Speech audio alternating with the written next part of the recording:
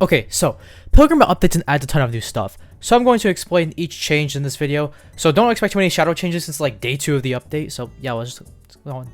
Starting off with the biggest change of the update, arcade multipliers.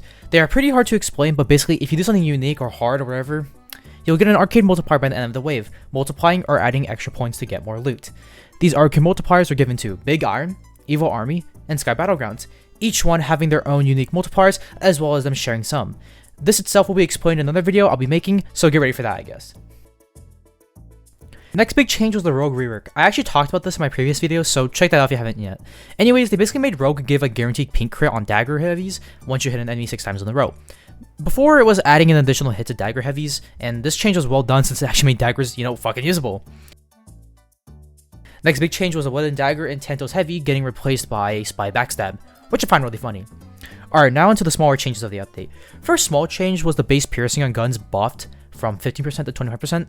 They probably did this because after crit and gun nerfs, every class was simply superior, so adding this will probably add a reason to use range again. Next small change is Creepy Claw base damage going up from 24 to 28. A huge buff for the weapon, maybe it might be good again. Next change is the 6-shooter, blunderbuss, and air gun stats being tweaked in some way. I can't really point out the stuff that was tweaked about them because I rarely use guns, but you might, so yeah, you can look for that, I guess. Next change was bow velocities getting gutted. Basically, they just made arrows slower now because it didn't make sense that bullets were slower than arrows, which I find pretty funny. Next change was Blizzard Greatbow damage going from 70 to 64. This was definitely needed since Blizzard Greatbow was outright broken, and if you had the right setup and items, you could straight up one-shot Old Fart. Very balanced. Next change was a bug fix, but should be mentioned. So basically Sporeshot got fixed so that it could use bullet accessories. Sick. Next change is the mana Harmonizer being able to combo with mana bullets, which is kind of cool, I guess. Next change was Kolis Charm getting an additional effect, where if you meditate again while you have the meditation buff, then it'll increase your focus gain by 50%. A nice buff to an underused accessory. Next change was Gunpowder getting an additional effect where it increases bullet velocity by 50%. Once again, a good change for an underused accessory.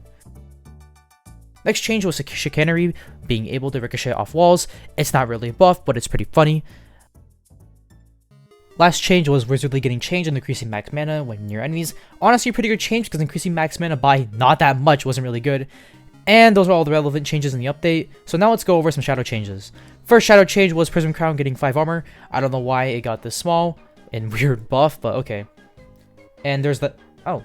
There's no more. Well, anyways, if you guys enjoyed the video, make sure to like and subscribe.